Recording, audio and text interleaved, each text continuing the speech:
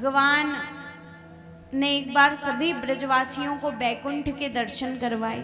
नंद बाबा ने एकादशी का व्रत किया, अर्धरात्रि को यमुना जी में स्नान करने चले गए। कहते हैं जैसे हम विश्राम करते हैं, नदियां भी विश्राम करती हैं। तो कभी भी 8 से 10 के बाद किसी देव नदी को छेड़ना नहीं चाहिए, कोई भी नदी है। यहाँ नंद बाबा को समय का ध्यान नहीं रहा। अर्धरात्रि को 2 बजे नंद बाबा स्नान करने चले गए तो वरुण देवता के दूत आए और नंद बाबा को पकड़ ले गए।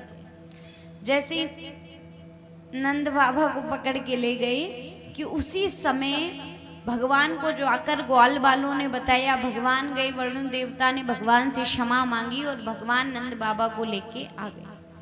अब ग्वाल बाल कहते हैं कन्हैया अब तो पक्को विश्वास है गए हो कि तू भगवान है। अगर तू बैकुंठ वालों भगवान है तो बस एक बार तेरी बैकुंठ के दर्शन करवाए। जैसे ये बात कही तो उसी समय भगवान ने कहा चलो ब्रह्म कुंड पे सबको लेके गए और कहा इसमें कूद जाओ। बोले कन्हैया तेरी बात मान के कूद जाएंगे। तो बोले हाँ मैं तभी कह रहा हूँ कूद जाओ। बोले कन्हैया बैकुंठ देख के वापस आना है, परमानेंट नहीं जाना। बोले हाँ वापस लेके आऊंगा, कूदो तो सही। जैसे ही ब्रजवासी भगवान की बात मानकर कूदे तो सभी बैकुंठ में पहुंच गए।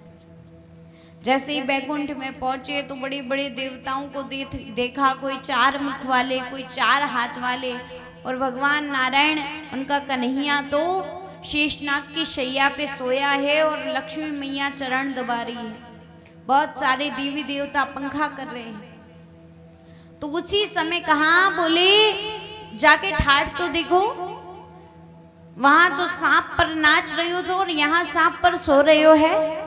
ब्रजवासियों ने कहा, भगवान के पास जाने की कोशिश की तो सैनिकों ने जाने नहीं दिया, रोक दिया।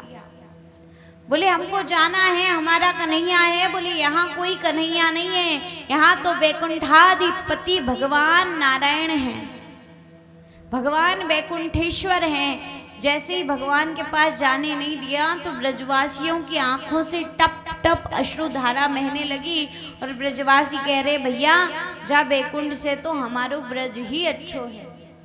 और जैसे ये कहकर ब्रजवासियों ने आंखें बंद की तो उसी समय सभी ब्रजवासी बैकुंठ की भूमि छोड़कर वृंदावन की भूमि पे आ गए।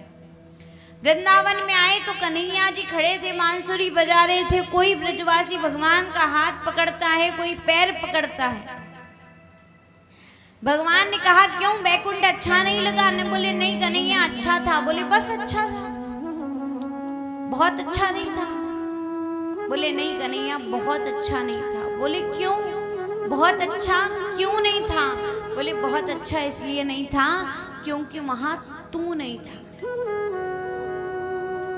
बोले बैकुंठ हमारे ब्रज से अच्छा नहीं हो सकता क्योंकि ब्रज में तू हमारे साथ रहता है, तू हमारे साथ खेलता है, तू हमारे साथ खाता है, इसलिए वो बैकुंठ बस अच्छा था पर ब्रज से अच्छा नहीं था। इसलिए कहते हैं हमारे वृंदावन को बैकुंठ माना जाता है, गोलोक धाम कहा जाता है।